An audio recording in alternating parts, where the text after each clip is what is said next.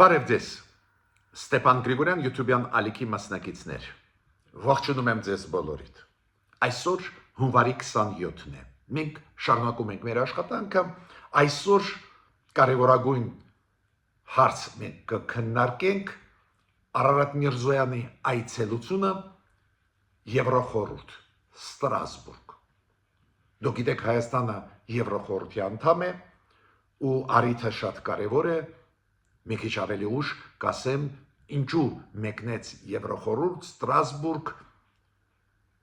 Արարատ Միրզոյանը մեր արտգործնախարարը։ Նաև ԵԽԽՎ-ում Եվրոխորհրդի խորհրդարանական վեաժողովում 3 ընդունվեց կարևորագույն բանաձև առնչվող Ադրբեջանի հետ։ Այնտեղ կան հարցեր ուղղակիորեն մեր շահերից բխող այդ բանաձևում, ռեզոլյուցիայում անպայման այսօր կքննարկենք։ Նաև մենք կշարունակենք ուսումնասիրել Դոնալդ Տրամփի Միացյալ Նահանգների նախագահի քաղաքականությունը աշխարհով մեկ ծավալվող։ Դոնալդ Տրամփը ակտիվ է, նույնիսկ ես կասեի ագրեսիվ պայքարում է խաղաղության համար ու մենք տեսնում ենք արձագանքները տարբեր պետությունների, Կանադայի, Կուբայի, Իրանի, Ռուսաստանի անպայման կշարունակենք նորություններ կան, ամեն օր փոփոխություններ կատարվում են, անպայման դրան կանդրադառնանք։ Ուրեմն սկսում ենք մեր այսօրվա աշխատանքը։ Ես պետք է ասեմ, որ այսօր հունվարի 27-ն է, այս օրը հիմա ոչ աշխատանքային պաշտոնական օր է, դա հիշատակի օր է։ Այն մեր հայրենակիցներին, ովքեր հանուն հայրենիքի կյանքը զոհեցին, կյանքը տվեցին, ովքեր զոհվեցին։ Ծանր տարիներ էին, իրոք շատ ու շատ մարդիկ Հայաստանի Հանրապետության քաղաքացիներ, հայեր, այլ ազգերի ներկայացուցիչներ կյանքը տվեցին Հայաստանի Հանրապետության համար, մեր անկախության համար, մեր սուվերենության համար, նաև մեր հայրենակիցները տարբեր երկրներից եկան պաշտպանելու Հայաստանը ու այս զոհերի հիշատակին այս օրը նվիրված է։ Հունվարի 27-ը։ Շատ կարևոր է, որ այդ օրը մենք հիմա ունենք հիշատակի օր հանուն հայրենիքի զոհված մարդկանց, մեր ժողովուրդը ունի մեծ ավանդույթներ, մեր ժողովուրդը իրոք հետաքրքիր ժողովուրդ է, միաժամանակ մենք միշտ մեր հերոսներին, զինվորներին, սպաներին, քաղաքացիական մարդկանց, ովքեր կյանքը նվիրեցին հայրենիքին, միշտ հիշում ենք ու պետք է հիշենք։ Մյուսը ինչի մասին ուզում եմ ասել, գիտեք, ես միշտ ասում եմ, որ մեր քաղաքացիները անպայման պետք է հարգեն միջազգային խաղի կանոններ, նաև հարգեն այն երկրների խաղի կանոնները, որտեղ որ գնում են կամ աշխատելու, կամ ապրելու։ Եթե դու չես հարգում, ծանր վիճակի մեջ հաճախ ընկնում ես։ Ուրեմն ֆիքսվեց ու հաստատվեց, որ Միացյալ Նահանգներից ժամանեց Բուխարեստով, ժամանեց Երևան ինքնաթիռ, որը արտաքսված Հայաստանի Հանրապետության քաղաքացիներին բերեց Հայաստան։ Դուք գիտեք Դոնալդ Տրամփի կոշտ քաղաքականությունը միգրացիոն ոլորտի հետ կապված, ոչ լեգալ, ոչ օրինական միգրացիայի դեմ ինքը բավական կոշտ ձևերով պայքարում է, իրոք դա վտանգ է Միացյալ Նահանգների համար, տարբեր երկրներից 100,000-ավոր մարդիկ մտնում են Միացյալ Նահանգներ, անօրինական, դա ազդում է Միացյալ Նահանգների վրա, նաև թմրադեղեր, թմրանյութեր մտնում են, պարզ է պաշտպանվում է Միացյալ Նահանգները ու Դոնալդ Տրամփի քաղաքականությունը ստեղ բավական կոշտ։ Ու մեր քաղաքացիները պետք է իմանան դրա մասին ու շատ զգուշավոր լինեն, հասկանում եք, հիմա ոչ լեգալ մտած մեր քաղաքացիները տեսակ վտանգի տակ են ու մի մասին արտաքսեցին, ուղարկեցին հետ։ Այո, մեր Հայաստանից գնացող դեպի Միացյալ Նահանգներ անօրինական միգրացիան փոքր է, պարզ է, այդ մեծ թվեր չեն, Բայց ցանկացած դեպքում ծանր վիճակի մեջ են անգդում մեր քաղաքացիները, իմ առաջարկը զգուշ եղեք, ուշադիր եղեք, շարժվեք օրենքներով այդ երկրի, եթե ուզում եք մտնել այդ երկիր։ Թիվը մեզ չեն ասում, ինչքան շատ է թիվը այդ մարդկանց, ում արտաքսեցին Միացյալ Նահանգներից ու իրանք հասան Երևան, բայց այդ երևույթի մասին ես ուզում եի ձեզ ասել այդ փաստի մասին։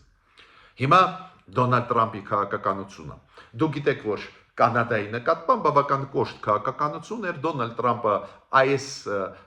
2025 թվականի ընթացքում մի քանի անգամ Կանադային առաջարկում էր դառնալ 51-րդ նահանգը, հետո դադարեցրեց այս ձևի բաներ ասել,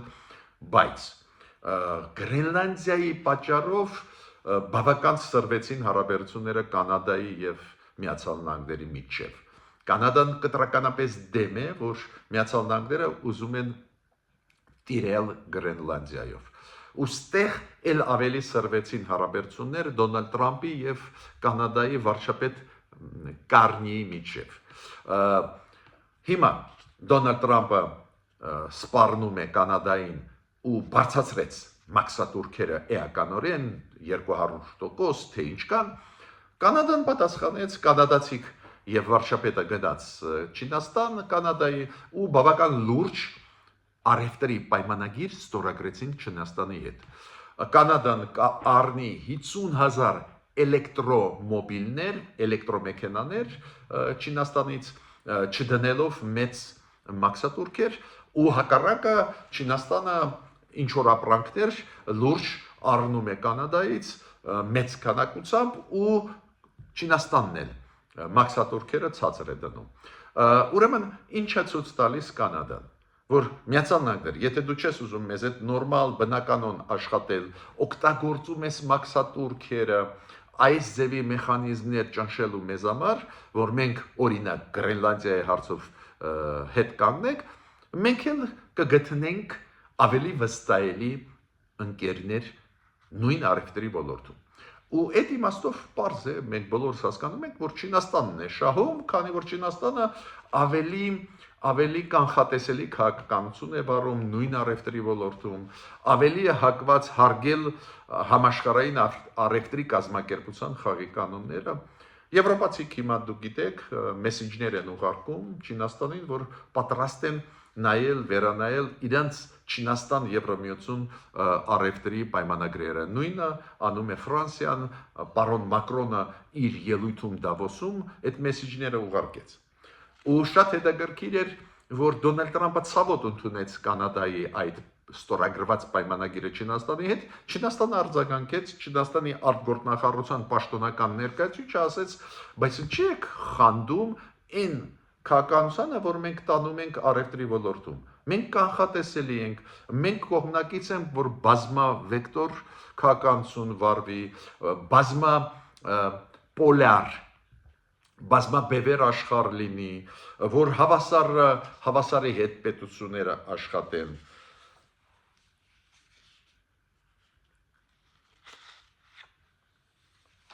Ու շատ հետաքրքիր է, շատ ու շատ վերլուծաբաններ աշխարհում, նաև Միացյալ Նահանգներում, նաև այդ հայտնի միջազգային անալիտիկ կենտրոնները ինչ են ասում։ Դոնալդ Տրամփի այդպես ակտիվ, ագրեսիվ քաղաքականություն առևտրի ոլորտում բերում է նրան, որ դիրքերը Չինաստանի ուժեղանում են, բերում է նրան, որ տարբեր երկրներ, նաև այդ թվում Կանադան, ման են գալիս ավելի վստահելի գործընկեր առևտրի ոլորտում։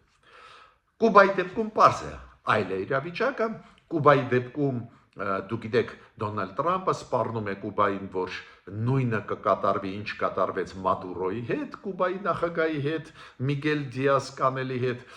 ասում է, որ հիմա էլ նավթը չի գա Վենեսուելայից ձեզ, մենք ենք վերահսկում իրավիճակը, էլ ոչ մի բան, ոչ փող դուք կստանաք, ոչ մի բան, ուրեմն այդ ռեժիմը պետք է փոխեք, հակառակ դեպքում մենք քայլեր կանենք, ու հիմա Կուբայի նախագահն հայտարարեց զորավարժություններ Կուբայում։ Ինքը ասեց, մենք պատրաստվում ենք, որ Միացյալ Նահանգների եթե հարձակում լինի, մեր անկախությունը պաշտպանելու, մենք բանակը հիմա բերում ենք ակտիվ վիճակի, Ամերիկան պետք է իմանա, որ գինը թանկ կլինի, ստեղ, նու ինչ եմ ուզում ասել, Դոնալդ Տրամպի քաղաքականությունը իրոք բարդոտ է, ինքը ուզում է ճնշումով ստիպի կամ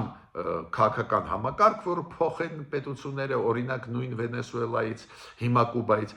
կամ տնտեսական մեխանիզմներով ուզում է ստիպել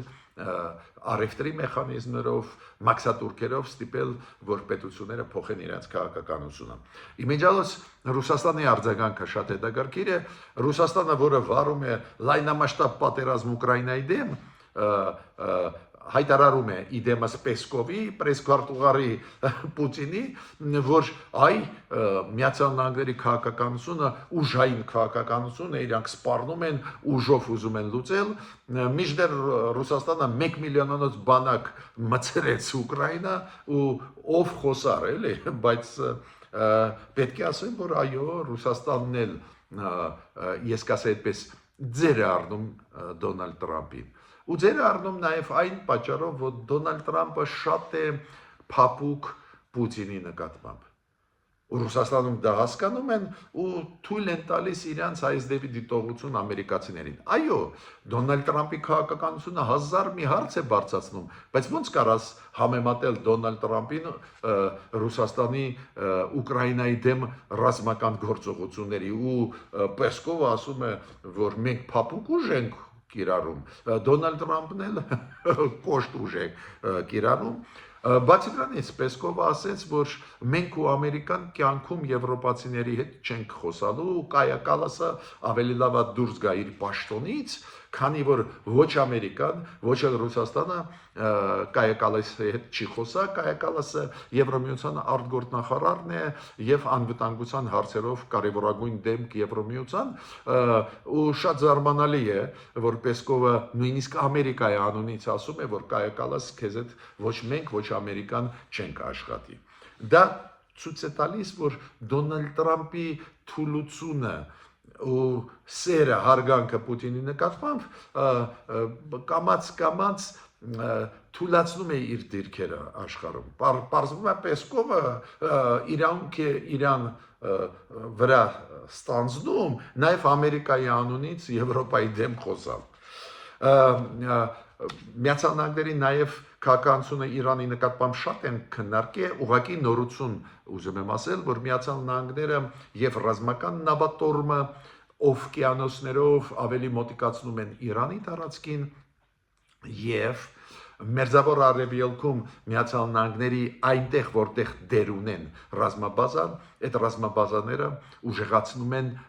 ռազմական կործանիչներով F-15, օրինակ Հորդանանում։ Ուրեմն ինչ որ բան նախատեսում են, ու երբ որ Էմիրատները արաբական հայտարարեցին, որ օդը կփակեն ու թույլ չեն տա, որ Միացյալ Նահանգները ռմբակոծեն Իրանը օգտագործելով իրանց օդը, ցույց է տալիս, որ վտանգ կա, որ Միացյալ Նահանգները այնուամենայնիվ ուժային քայլեր կանեն ու կռմբակոծեն Իրանը, ու ստեղ խոսքը գնում է պարզ է կետային հարվածների Իրանի իշխանությունների դեմ ուղղված։ Հիմա Միջև Արարատ Միրզոյանի այցելության մասին խոսալը Ստրասբուրգ անչափ կարևոր այցելության մասին եւ շատ կարևոր բանաձևի, որը ընդունեց ԵԽԽՎ-ն, Եվրոխորհրդի խորհրդանական վերահաջողումը Ադրբեջանի հետ կապված, ես ուզում եմ մի քանի տվյալներ դες տալ,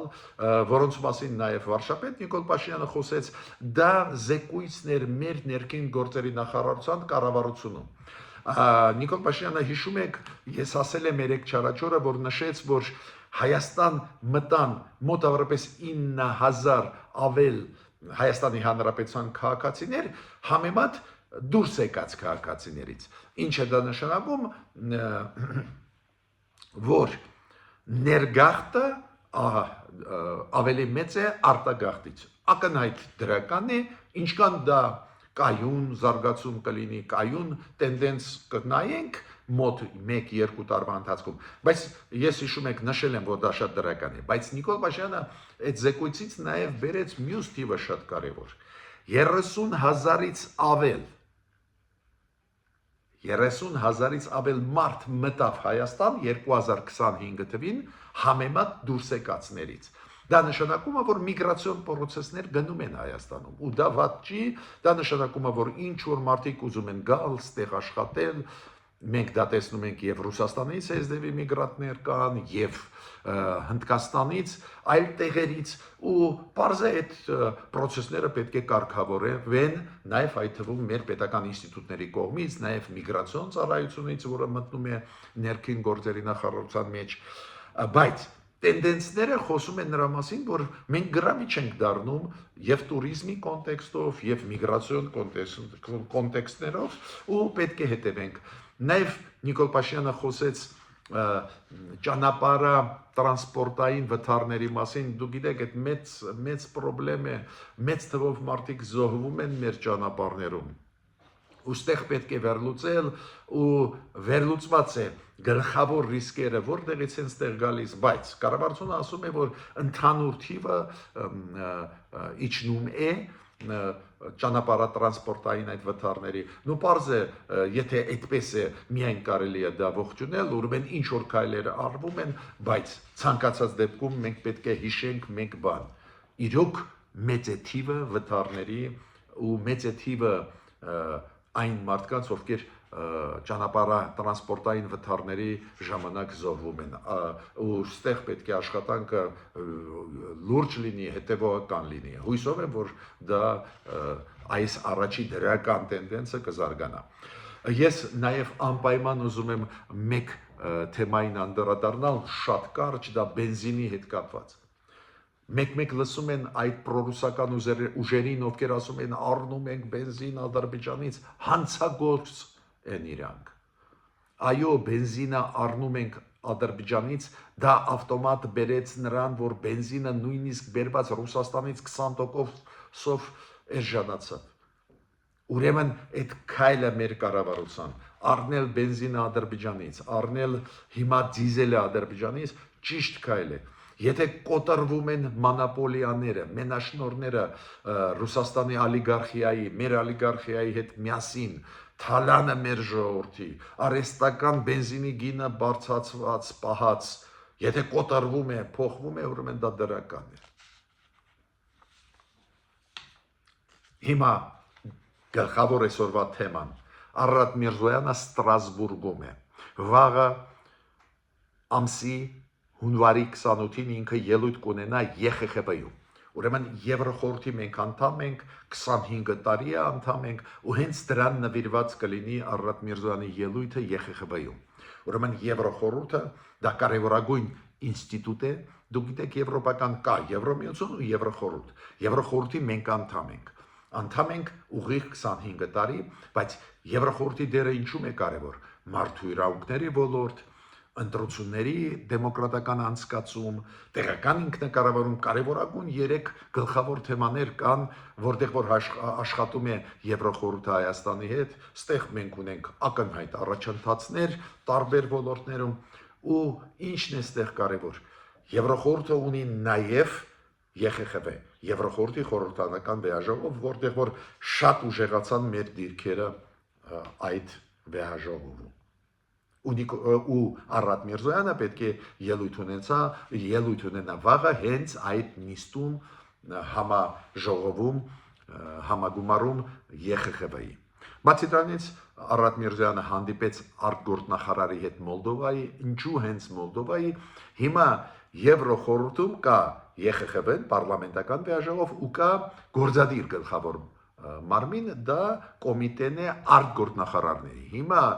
նախագահությունը ստանձնեց Մոլդովան։ Դա է պատճառը, որ նաև Մոլդովայի արտգործնախարարի հետ Արարատ Միրզոյանը հանդիպեց։ Ինչ կարևոր որոշում ընդունեց ԵԽԽԲ-ն երեկվա իր նիստում։ Ընդունեց բանաձև ռեզոլյուցիան կապված Ադրբեջանի հետ։ Պարզ այդ ռեզոլյուցիայում քննադատվում է Ադրբեջանը, որ մարդու իրավունքների խախտումներ կան Ադրբեջանում, պահվում են մեծ թվով քաղբանդարկյալներ բանտերում, պարզ է այդ ամեն ինչը գրված է, պահանջում են Ադրբեջանից, որ բեկանի որոշումը, որի համաձայն non grata անցանկալի անձ Ադրբեջանում ճանաչված են այն մեծ թվով մոտավորապես 100 հոգի պատգամավորներ ԵԽԽԲ-ի տարբեր երկրների, ովքեր 2 տարի առաջ քվեարկեցին, որ Ադրբեջանի մասնակցությունը ԵԽԽՎ-ում դադարեցվի, որ պատվիրակությունը զրկվի իրավունքից քվեարկելու, մասնակցելու այդ նիստերին։ Դուք գիտեք, Ադրբեջանի պատվիրակությունը ԵԽԽՎ-ում չի կարող շարունակել աշխատանքները, մինչև չլավանա իրավիճակը մարդու իրավունքների ոլորտում Ադրբեջանի ներսում։ Բայց այդ բանաձևում նաև կա հիշատակում հենց այս քաղբանդարկյալների հետ կապված միասին հիշատակում հայ գերիների հարցը, որ այս հայ գերիները պետք է բոլորը ազատվեն առանց նախապայմանների։ Շտեղ շատ կարևոր բանաձև էր կապված այն իրավիճակի, որը կա մարդու իրավունքների ոլորտում Ադրբեջանում եւ նաեւ հայ գերիների հարցը հիշատակված է որպես պահանջ, որ ազատ արձակվեն հայերը Ադրբեջանի բանտերից։ ԵԽԽՎ-ն, դուք գիտեք, շատ կարևոր ինստիտուտ է, հենց քաղաքական նշանակությունը ԵԽԽՎ-ի անչափ կարևոր է։ Դրա պատվիրակություններ են բոլոր Եվրոխորհրդի անդամ պետությունների, պատկերացնում եք, բոլոր եվրոպական երկրների ազգային ժողովների պատվիրակները այդ ԵԽԽՎ-ի անդամ են ու ելույթներ ունենում են ու շատ կարևոր է, որ ստեղ քո քաղաքական իմիջը բարձր է, բացի դրանից կարևոր է, որ իրանք փաստորեն գրեթե միաձայն քվեարկեցին այս բանաձևի, որով պահանջվում է Ադրբեջանից շատ լուրջ բաներ։ Ես ավարտեցի իմ ելույթը, մինչ նոր հանդիպումներ։